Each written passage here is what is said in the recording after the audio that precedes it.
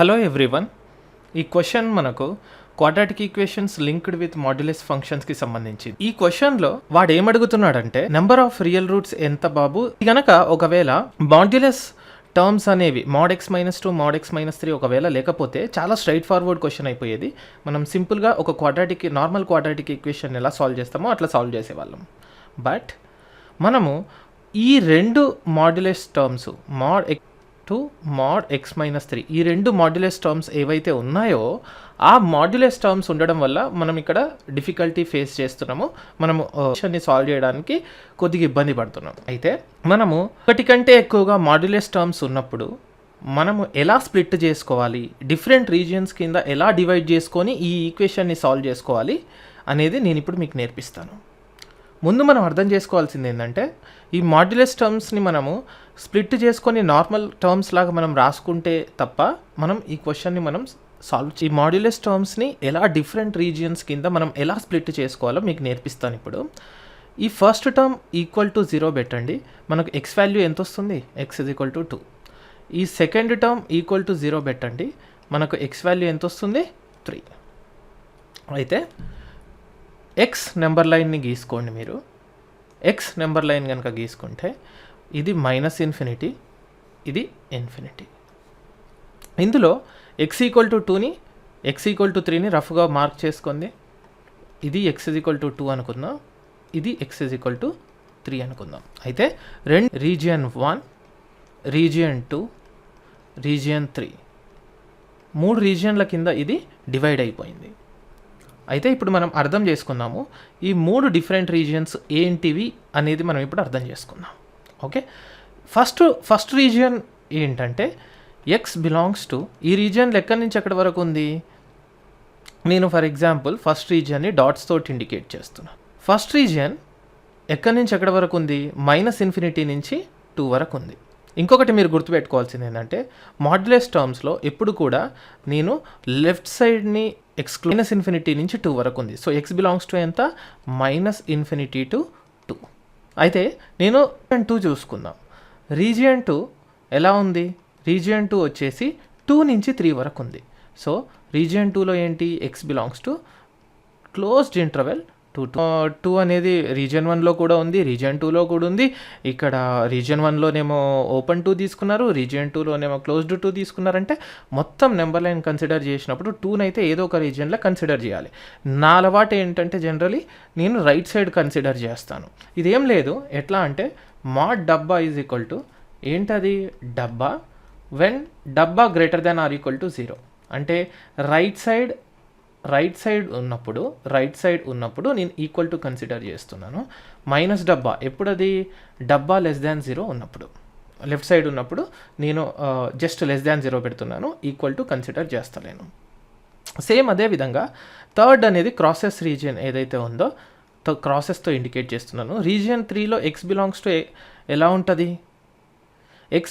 ఎలా ఉంటుంది అంటే 3 నుంచి ∞ వరకు, అంటే ఏంది, ఓపెన్ బ్రాకెట్ 3 to ∞ వరకు. ఇప్పుడు 3 రీజియన్ల కింద డివైడ్ అయిపోయినాయి కదా.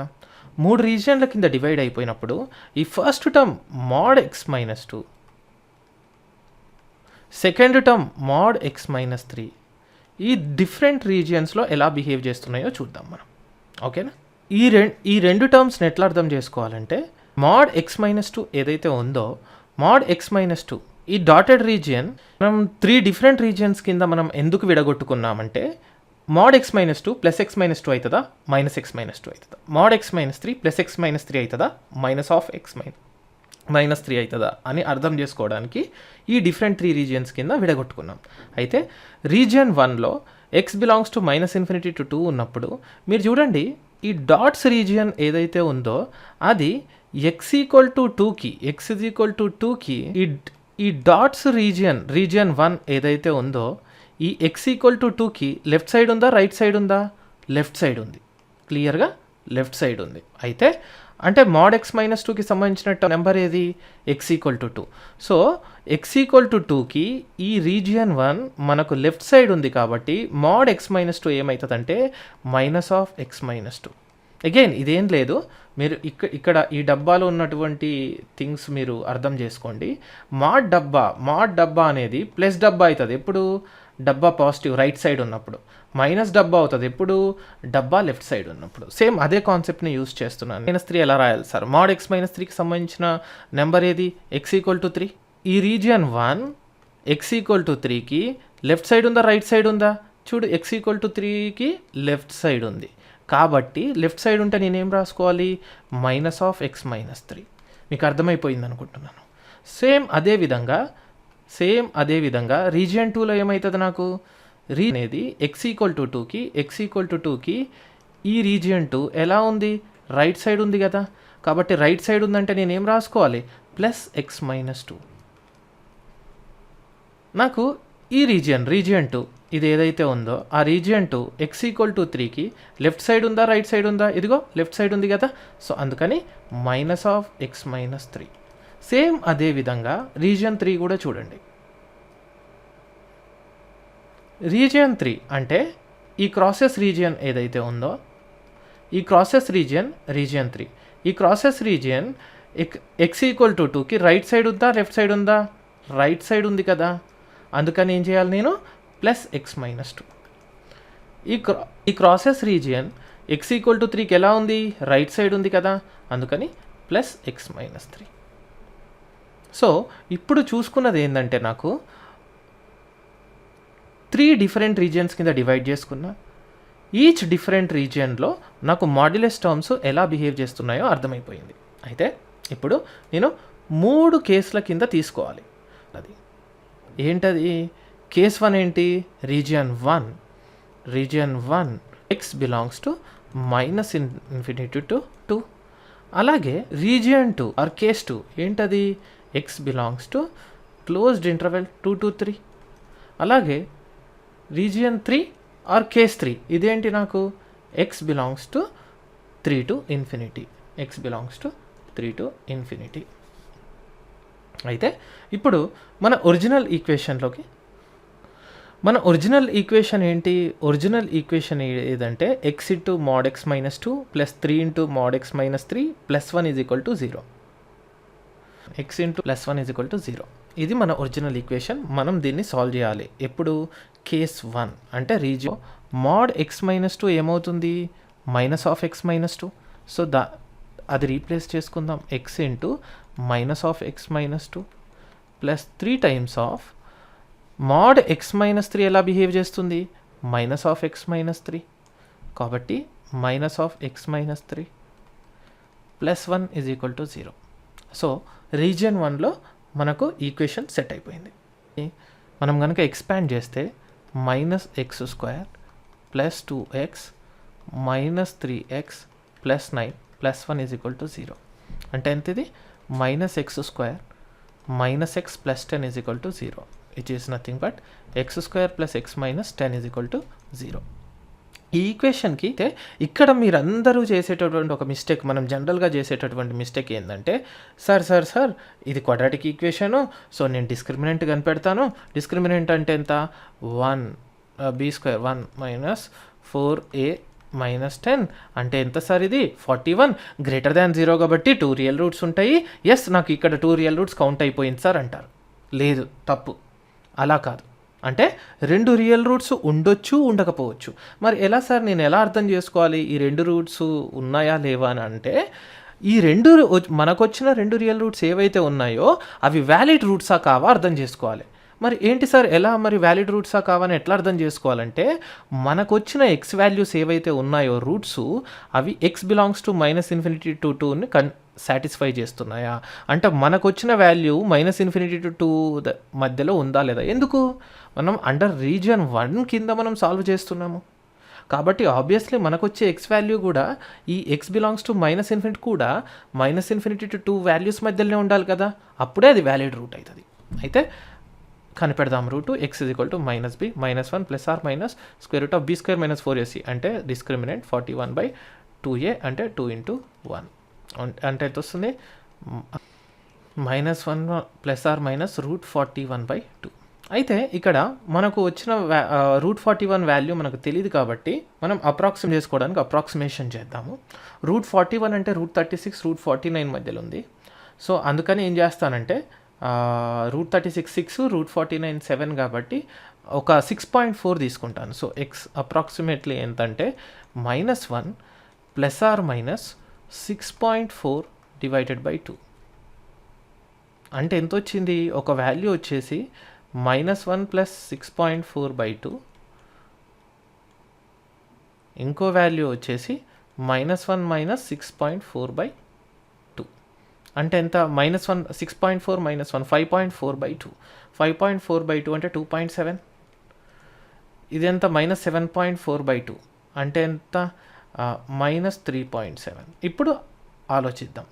మనకు వచ్చిన 2.7 రూట్ ఏదైతే ఉందో మన రీజియన్ 1లో ఉందా? Is it satisfying the condition 1? So ఇక్కడికి వెళ్ళి చూస్తే -∞ to 2 అంటే ఏంది? 2.7 అనేది మోర్ దాన్ 2 కదా, అంటే ఏంది? రీజియన్ 1లో లేదు కదా, అంటే ఇది వ్యాలిడ్ రూట్ కాదు. మరి -3.7 ఏంది? -3.7 రూట్ ఏదైతే ఉందో is it in the region? అసలు x belongs to -∞ to region numbers మధ్యలో ఉందా? అవును, -3.7 అనేది 2 కంటే తక్కువే కాబట్టి అవును -∞ to 2 మధ్యలోనే ఉంది. కాబట్టి నాకేంటి? -3.7 అనేది ఒక వ్యాలిడ్ రూట్. ఓకే, ఇప్పుడు రీజియన్ 2కి వద్దాం. రీజియన్ 2కి వచ్చి మనం ఈక్వేషన్ని సాల్వ్ చేద్దాం. మన ఈక్వేషన్ ఏంటి? రీజియన్ 2లో mod x - 2 ఏమవుతుంది? x - 2. ఇది రీజియన్ 1, ఇది రీజియన్ 2, ఇది region 3. Okay, x into mod x - 2 ఏమవుతుంది? x - 2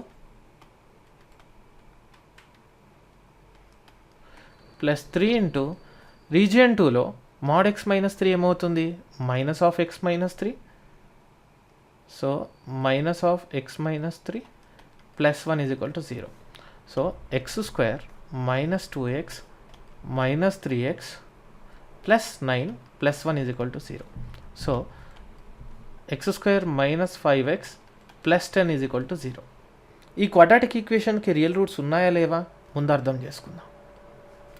డిస్క్రిమినెంట్ = b² అంటే 25 - 4a 1 × 10 అంటే ఎంత? 25 - 40 అంటే ఎంత?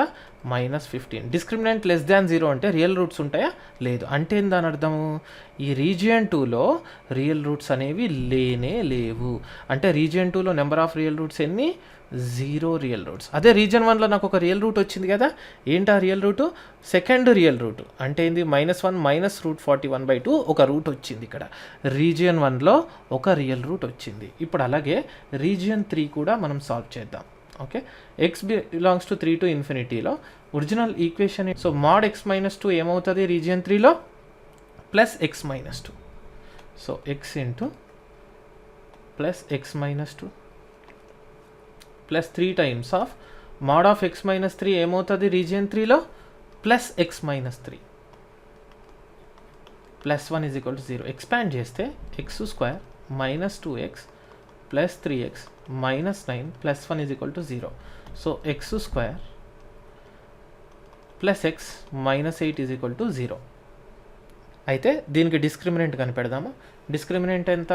b² - 4ac 1 - 4 × 1 × -8.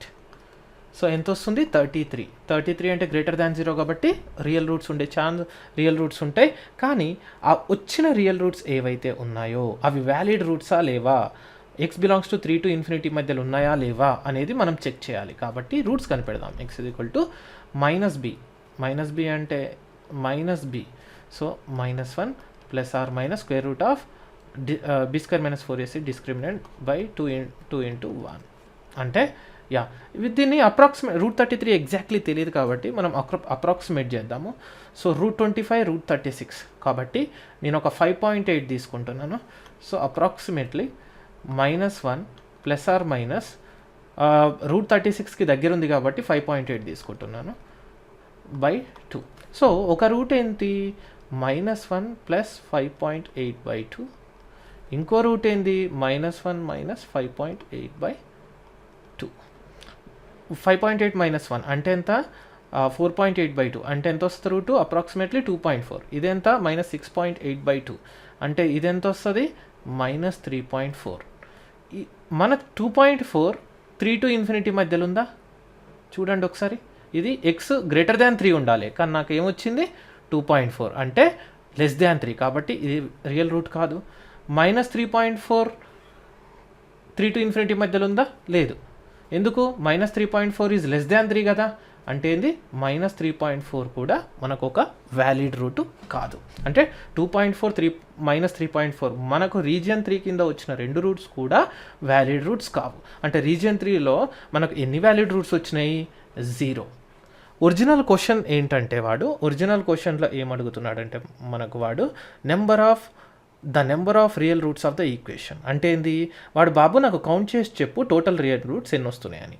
ఇక్కడ మనం చూస్తే ఏంటి 1 + 0 + 0 అంటే ఎంత? Only 1 real roots. Total number of real roots ఎన్ని వస్తుంది? Only 1 total 1 real route. ఈ ఈక్వేషన్కి మొత్తము ఒకే ఒక రియల్ రూట్ ఉందని దాని అర్థం. అంటే ఆప్షన్ ఎంత? Option D. ఈ క్వశ్చన్ నుంచి మనం ఏం నేర్చుకుంటామంటే ఒకటి కంటే ఎక్కువ మాడ్యులస్ టర్మ్స్ ఇచ్చినప్పుడు ఆ మాడ్యులస్ టర్మ్స్ని మనం ఎలా స్ప్లిట్ చేసుకోవాలి, డిఫరెంట్ రీజియన్స్ కింద ఎలా డివైడ్ చేసుకోవాలి అనేది మనం నేర్చుకున్నాం. ఇంకొక విషయం కూడా గుర్తుపెట్టుకోవాల్సింది ఏంటంటే సపోజ్ 2 డిఫరెంట్ మాడ్యులస్ టర్మ్స్ ఉన్నాయి కాబట్టి 3 రీజియన్స్ వచ్చినాయి. అదే 3 డిఫరెంట్ మాడ్యులస్ టర్మ్స్ ఉంటే 4 రీజియన్స్ వచ్చాయి. ఓకే, అలా మనం డిఫరెంట్ రీజియన్స్ కింద స్ప్లిట్ చేసుకొని మనము ఆ మాడ్యులస్ని సబ్స్టిట్యూట్ చేసి సాల్వ్ చేస్తాము.